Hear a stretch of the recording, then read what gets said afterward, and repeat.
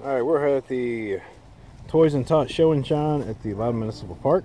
It's a little chilly this morning, so the girls have their coats on, but the pit crew is ready to drop off their toys for the girls and the boys.